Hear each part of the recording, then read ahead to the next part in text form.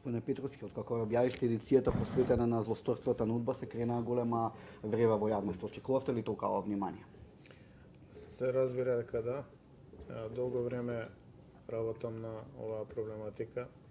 Без малку 20 години од мојот живот сум во допир со ваква проблематика уште од времето на протестите 97 година, кога практично и ми е отворено едно вакво досие, како вие 202 досија кои што ги објавивме во оваа едиција. Така што подосна и како пратеник работев на оваа проблематика и преку Комисијата за контрола на тајните служби, но и по отворањето на досијата со законот кој што го донесовме во 2000 година. При тоа тогаш и дознав дека и јас имам досие, со што подоцна се занимававме и како партија, откривме дека и партијата е следена во досието Темел, досие кое што за несреќа беше уништено, односно беше направен обид да биде сокриено од историската наука и од македонската јавност. Но по сплет на околности сите овие настани се поврза со мои активности во Државниот архив, каде што по 2002 година се ставени овие досија на трајно чување и се при тоа декласифицирани, што значи се препуштени на научни истражувања и на историската наука, за да може од нив да се извлечат одредени поуки. И тоа беше и идеја на оваа едиција, да ги објавиме класифицирано, средено во неколку тома, поточно во 9 тома, за да се види големината на проблемот, да не речам на злосторот, да се види дека веднаш по 45 година почнале да се оформуваат досија за сите кои што не мислели исто како системот, но и за македонските патриоти. Секој што имал поинаква визија за Македонија од она што била насилно наметната, бил ставен на листа за отстрел, односно било отворено досие. Па така во 65-та имало 137.000 досија, од кои што денеска имаме само 15.000. Останува енигма каде се над 120.000 досија, најмалку над 120.000 досија, кои ги уништили зашто ги нема во Државниот архив. И тоа не зборуваме за досијата на македонците кои што се на Голиот оток, каде што има најмалку 1000 македонци, кои што исто така сите до едно се уништени, а изворно знаеме дека по 65 година се донесени во Македонија. Така што, нафаќајќи се на оваа едиција, ние практично знаевме колку е голема темата, колку работи се ден денеска неразјаснети, колку теми се уште се опасни за дискутирање, колку е опасно и за секој еден што учествува. Меѓутоа, интелектуалниот и научниот порив и желбата за истражување на вистината, како и за деконспирирање, односно демистифицирање на македонската историја, кај мене и кај мојот тим преовлада, и ние направивме оваа едиција која што мислам дека допрва ќе ги менјава историските магистрали за поновата македонска историја. Така, информацијата што предизвика најголемо внимание дека биле следени симпатизери или членови на ВМРО ДПМН и 10 години по независноста на Македонија, односно речиси до 2000 година. Како гледаш на тоа? Точно е тоа. Точно е.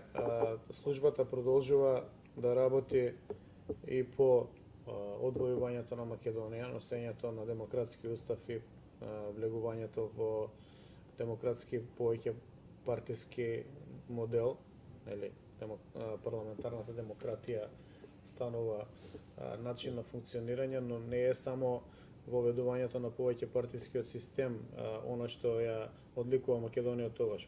Со тој систем практично станува забрането да се нарушуваат човековите права на ваков начин и со вакви димензии. Поединци, видни поединци, основачи на ВМРО, незини оперативци, значи луѓе кои што се занимавале со теренска работа, кои што ја воспоставиле инфраструктурата на терен, како и самата партија, седиштето на партијата, председателот на партијата, видни членови на извршниот комитет на партијата, подмладокот, и сите други структури биле на мета на тајната служба. Очигледно е дека тајната служба продолжила да работи во интерес на тогашната номенклатура на власт. И очигледно е дека тогашната номенклатура на власт ги користела услугите на тајната служба како да се едно и исто, што не било дозволено. За среќа, сочуван е фрагмент од досието Темел. Тоа е оно досие за следење на партијата ВМРО ДПМНЕ. Тоа досие не е официјално предадено во Државниот архив, ами беше предмет на парламентарна комисиска расправа во 2001 година на мој предлог. Јас тогаш барав Комисијата за заштита на човековите права и слободи да се произнесе по овие прашања, при што официјално го однесов на разгледување тој материјал кој што ми беше доставен од Доста Димовска. Жал, таа повеќе не е меѓу живите, но сведоштвата кажуваат од моите разговори со неа дека таа ми спомна оти тоа е само дел од материјалите. Денеска, откако сите материјали се предадени на чување во Државниот архив, ќе очекувавме дека целото тоа досие треба да биде дел од историјата, дека би требало да може да се најде тука, но не е така. Пардон. Значи, тоа повлекува еден сомнеж кој досието го уништил или сокрил, може би не е уништено, но не е во Државниот архив, и зошто го направил тоа. Се поставува прашањето, што друго имало во тоа досие? Се поставува прашањето, колку луѓе биле ангажирани да го формираат тоа досие. И најсетне се поставува прашањето, кој од политичките врвови во тоа време го авторизирал тоа и за какви потреби. Оно што е најчудно е дека во 1998 година на власт доаѓа ВМРО ДПМНЕ, јас станав тогаш пратеник. Прв пат се формира десничарска влада, но следењето продолжува. Тогаш е министер господинот Павле Трајанов. Тој вели дека такво нешто немало, документите покажуваат дека имало. Првенција од ВМРО ДПМНЕ од инфраструктурата низ Македонија се следени и по доаѓањето на ВМРО ДПМНЕ на власт. Најголемиот дел од тие досија се затворени по завршувањето на мандатот на господинот Трајанов и доаѓањето на Доста Димовска за министер за внатрешни работи. Ова се вака мощни, чудни и индикативни појави. На мене ми укажуваат на една системска неспремност на ВМРО ДПМНЕ во 1998 година да навлезе поспремно во службите. Имено, 4 месеци по доаѓањето 1998 година на власт на ВМРО ДПМНЕ, шефот на тајната служба беше од претходната гарнитура. Подоцна доаѓа господинот Бојан Бојановски. Може би треба и него да го прашаме зашто се следени членови на ВМРО ДПМНЕ. Но како и да е, факт е од досијата кој што е проверлив, ние ги чуваме оригиналните страници и оригиналните страници се објавени во оваа едиција на кој што нема интервенција. Значи, да беа прекуцувани или преработувани документите, тие можеа да бидат оспорени дека тој што прекуцувал можеби намерно правил грешка во датум и така натаму. Но станува збор за оригинални документи кои што може да ги провери секој кој што сака, па дури и вештаци. Така што ги оценувам за комични изјавите на господинот. Можно ли е следењето да било без дозвола на највисоките структури на МВР, конкретно на министерот? Тоа е уште пострашно. Ако министерот не знае што се дешава во тоа министерство, односно во тајните служби, тоа значи дека тајните служби или работат сами за себе, или имаат друг газда. Тоа се покажа во примерот со Верушевски од предминатата година, да практично имаме случај на интервенција од странски служби кои што пенетрираат во оваа служба и за одредени финансиски средства вработените кои што би требало да ги чуваат македонските национални интереси, ги преземаат и ги користат за своји потреби. Но ако било така да министерот не знае, тогаш покажува дека се работи за некомпетенција. Во јавноста е начнавте идејата за формирање на специјално обвинителство кое ќе работи на случаите поврзани со следењето на УДБА. Може ли Македонија подготвена ли е за такво нешто, за едно специјално обвинителство? Повеќе мислам дека треба да биде специјално оделение во веќе официјалното, односно државното обвинителство. Јас сум легалист, мислам дека нема потреба да се прави нов орган надвор од утврдените органи кои што државата ги има. Ако се формира едно такво оделение, тоа треба темелно и сериозно да ги проучи овие страници кои што ние ги чуваме, но и да се позанимава да обезбеди докази од сведоци кои што се уште живи. Има многу спорни моменти кои што укажуваат на тоа дека се нарушени човековите права. Тие се кршени масовно во долг период. Има сомнителни смртни случаеви во Македонија и надвор од Македонија. И имате, како што знаете, масовни гробници за кои што никогаш немало истрага. Еве ова што е наводно од 7 јануари 45-та. Никогаш немало официјална истрага кој, зошто и како ги направил тие ликвидации. Многу време е поминато, меѓутоа тоа се злоупотреби кои што не застаруваат и мислам дека треба како држава официјално да им се посветиме и да побараме одговори како еден систем кој што од 45 до 90 година функционирал, се справувал со своите наистомисленици, но според документите што ги имаме, истиот систем продолжил најмалку до 2000 година исто така да делува внатре во Република Македонија. Така, препознаваш ли делување на инсталации на УДБА во денешните протести, да речеме, на шарената револуција на Сорос? Може ли да се пронајде некаква поврзаност? Не знам дали може да се направи генерализација во смисол инсталација на УДБА, но она што го имам како познавање за луѓето кои што се појавуваат како моќници во времето на владење на СДСМ, односно како инфраструктура која што е градена долги години во рамките на тајните служби или во соработка со тајните служби преку кодошење и омаловажување, дискредитирање на неистомислениците, од дел од ликовите кои што денеска ги гледаме во пред 90 година се занимавале во своите области со кодошење и со дискредитирање за сопствена корист, што значи дека напредувале затоа што биле блиски или соработници на тајните служби. Македонија се соочува со еден феномен. Ова инфраструктура која што до 90 година беше соработничка структура на тајните служби, денеска е буквално мигрирана, поместена во крупниот капитал, во медиумите и во невладините организации, како и во политичките партии кои што произлегоа од тој систем.